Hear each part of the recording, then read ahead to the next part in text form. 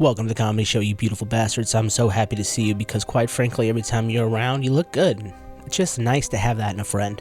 I appreciate you guys so much that we're actually going to be checking out Dave Chappelle, one of the GOATs. Recently, he did a SNL monologue, and it is supposed to be very spicy. Now, you know what they say, controversy creates cash, and Dave Chappelle is no stranger to controversy. It's almost as if he knows it gets him paid. Let's go watch this guy make us laugh. We'll talk about it afterwards. Chappelle! Yeah, boy, let's do this.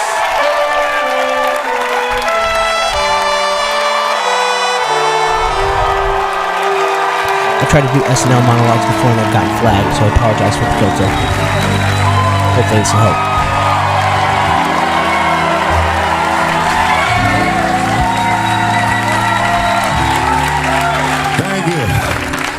Thank you very much for being here. But before I start tonight, I just wanted to read a brief statement that I prepared. I denounce anti-Semitism in all its forms. Oh no. And I stand with my friends in the Jewish community. And he's gonna torch. Kanye is how you buy yourself some time. He's going hard on it. You can tell. He gave himself that disclaimer for a reason. Okay, I'm gonna be quiet now. I gotta tell you guys, I've probably been doing this 35 years now. And early in my career, I learned that there are two words in the English language that you should never say together in sequence. And those words are the and Jews. I've never heard someone do good after they said that.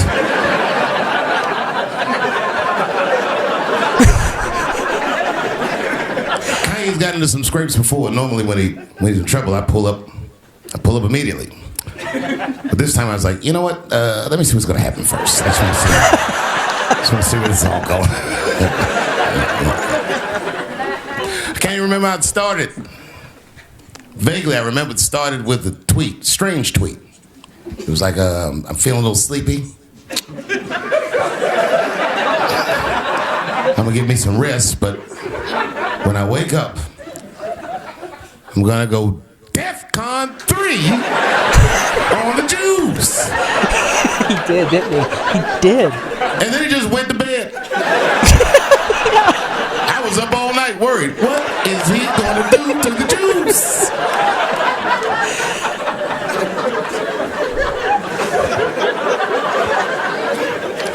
I grew up around Jewish people.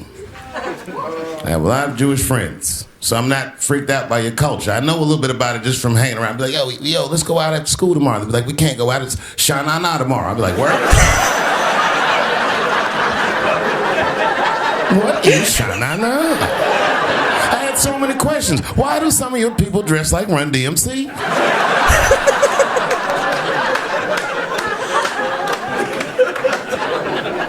When Kanye woke up from that nap, he went right to work.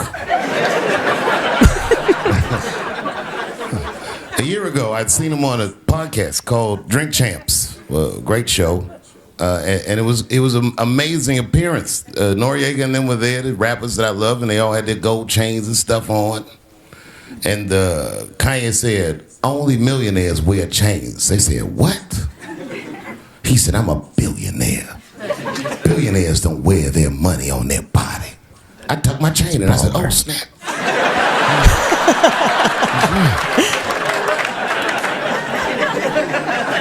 It was a good appearance. It was fun and funny. But when he woke up, he went on Drink Champs again. This time, he was on one. He was mad about something. He said, I can say anti-Semitic things. And Adidas can't drop me. Now what? Nope. Adidas dropped that nigga immediately.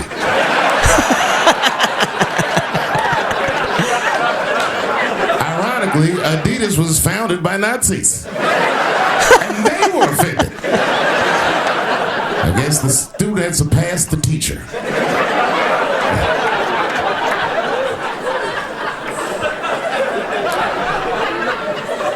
It's a big deal.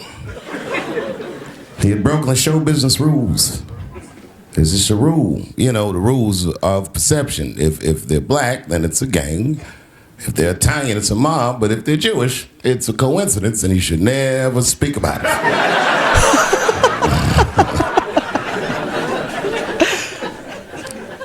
Kanye got in so much trouble, Kyrie got in trouble. It's a brilliant set.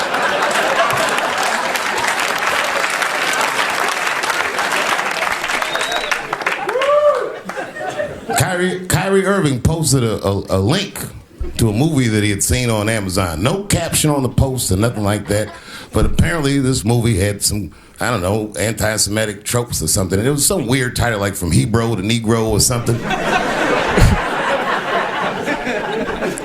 And the NBA told me he should apologize, and he was slow to apologize. And then the list of demands to get back in their good graces got longer and longer, and this is where, you know, I draw the line. I know the Jewish people have been through terrible things all over the world, but you can't blame that on black Americans. You just can't. You know what I mean? Thanks to the one person that said me. A fair punishment would be you should just post a link to Schindler's List and y'all write your own captions.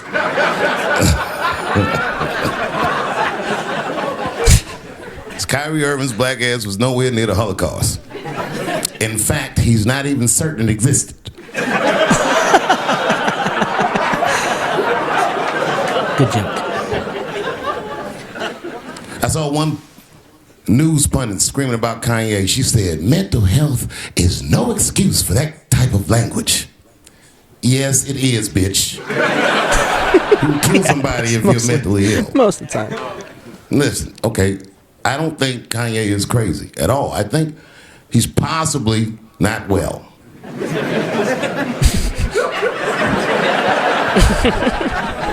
Well, I've been to Hollywood. I don't want y'all to get mad at me. I'm just telling you. I've been to Hollywood. This was just what I saw. It's a lot of Jews. Where's he going with this? Like a lot. But that didn't mean anything. You know what I mean? There's a lot of black people in Ferguson, Missouri. Doesn't mean we run the place.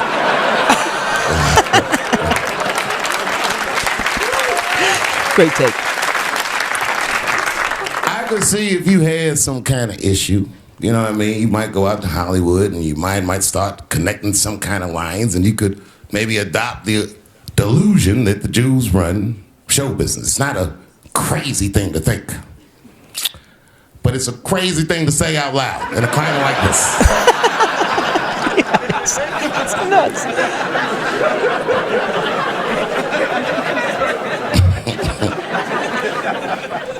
Now the midterms are over, and it's crazy climate. And I got to tell you, I feel like this midterm, like all of humanity, depends on it.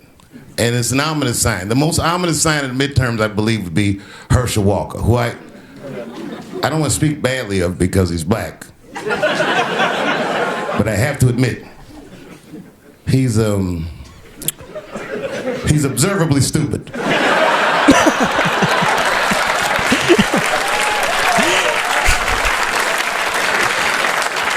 Even when he's not talking, his mouth be open a little bit like. He's the kind of guy that looks like he thinks before he makes a move on tic-tac-toe.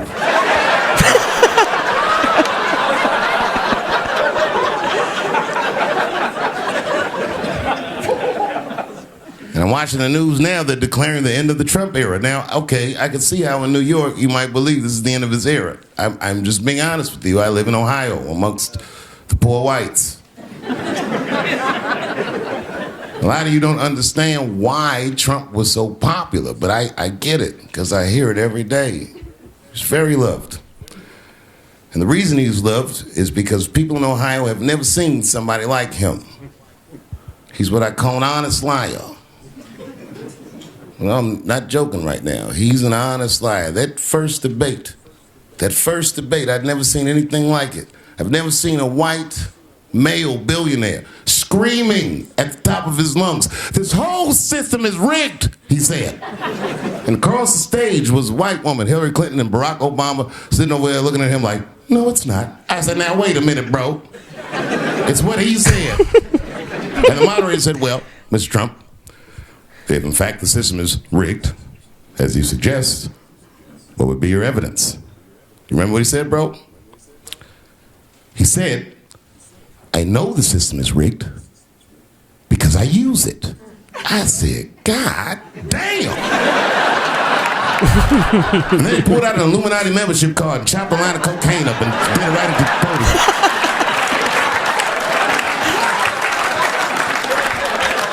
No one had ever heard someone say something that true. And then Hillary Clinton tried to punch him in the taxes. She said, this man doesn't pay his taxes. He shot right back. That makes me smart.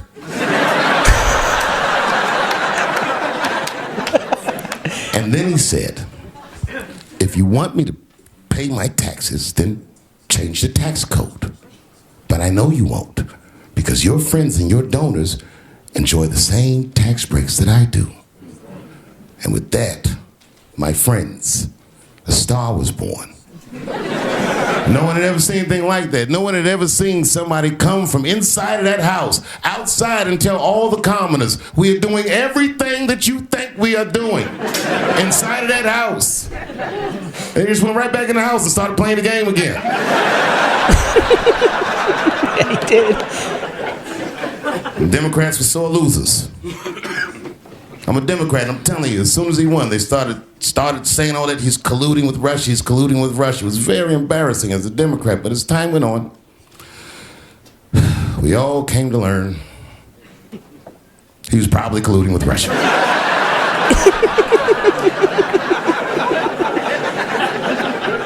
I even look at his wife different now. His wife is beautiful, no question about it, but she looks like the kind of chick that James Bond would smash but not trust. That's spot on. Spot on. Why he got all them documents at his house? What is this? This guy that's famous for not reading his press briefings, now all of a sudden he got 10,000 documents in his house and we'll catch him on his readings. I've been fired from jobs many times in my life. And I will be very honest with you. Sometimes when I was fired, I stole things from the office.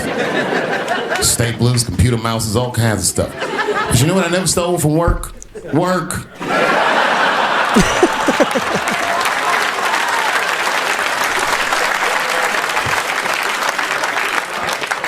War in Ukraine brought it all into focus. And lucky for everybody in the Western world, the Ukrainians are way better fighters than we thought they'd be. I mean, these guys, God bless them, they're doing good.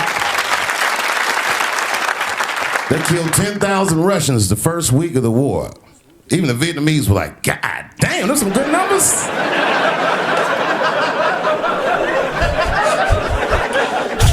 This is before they had weapons. Before we started sending them weapons, they was killing Russians with things you can find around the house. That whole country, Ukraine, is littered with traps like Home Alone. They was stepping on rakes, touching hot donuts.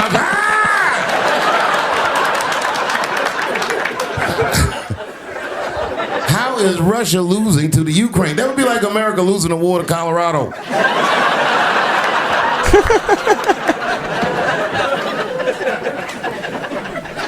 Now the midterms are over and everybody's awake. These new whites, man, they're like the whites. They're like newborn babies. Just woke up. Everything white people are mad about, we've been on that. Man, I can't feed my family. White people are like, we've been on that. Man, we can't trust the government. We've been on that. Man, we should dismantle the FBI. Word to Martin Luther King, bro. We've been on that. Yep. Nobody listens to me. When I tell these jokes, you ignore me. My first Netflix special, what did I say? I said, I don't want a sneaker deal, because the minute I say something that makes those people mad, they're going to take my sneakers away. And the whole crowd was like, ha, ha, ha, ha, ha. But now you see Kanye walking around L.A. barefoot with his chain out.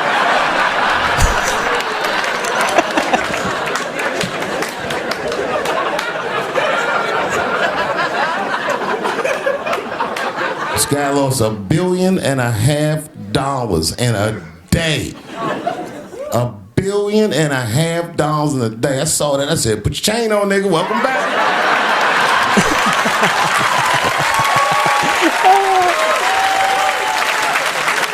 Great. Loved it.